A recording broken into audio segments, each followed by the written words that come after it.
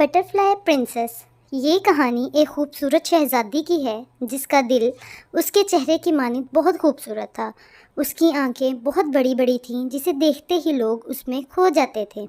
وہ قریبی ریاستوں میں اپنے حسن کی وجہ سے بہت مشہور تھی۔ بہت سے شہزادے اس سے شادی کرنا چاہتے تھے لیکن کوئی بھی اب تک شہزادی کو متاثر نہ کر سکا تھا۔ ایک دن شہزادی نے سب شہزادوں کو محل میں دعوت دی اور کہا کہ میں آپ سب کی خواہشات کا احترام کرتی ہوں لیکن میں ابھی شادی نہیں کرنا چاہتی۔ میں اپنے ملک کے لوگوں کے لیے بہت کچھ کرنا چاہتی ہوں، لیکن سمندروں کے پار ایک جادوگر رہتا تھا جو کہ بہت طاقتور تھا۔ اس کو شہزادی سے پیار ہو گیا تھا۔ جب اس کو معلوم ہوا کہ اب شہزادی کے بہت رشتے آ رہے ہیں تو اس نے جلد ہی شہزادی سے ملنے کا فیصلہ کیا۔ ایک دن شہزادی کا محل اندھیرے بادلوں میں گھر گیا اور جادوگر وہاں آ گیا۔ شہزادی جادوگر کو دیکھ کر دنگ رہ گئی۔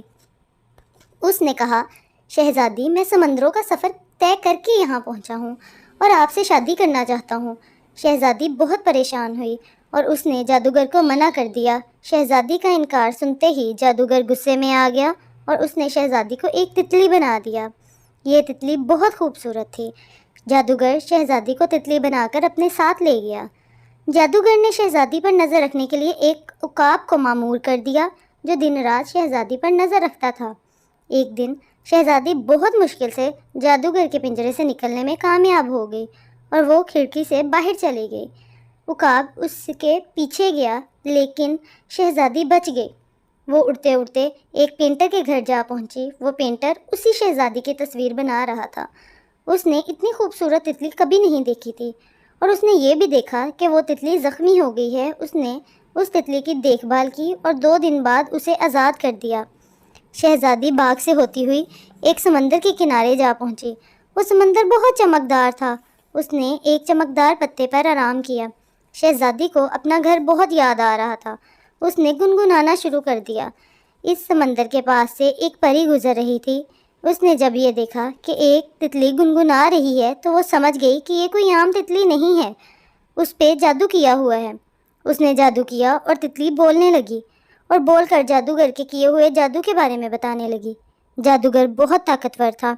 پری اس کو نہیں مار سکتی تھی۔ اس پری نے شہزادی سے کہا کہ میں تمہیں صرف تمہاری آواز دے سکتی ہوں۔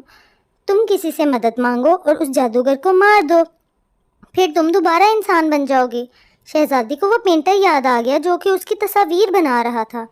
شہزادی اس کے پاس گئی اور کہا کہ میں وہی شہزادی ہوں جس کی تم پینٹنگ بناتے ہو۔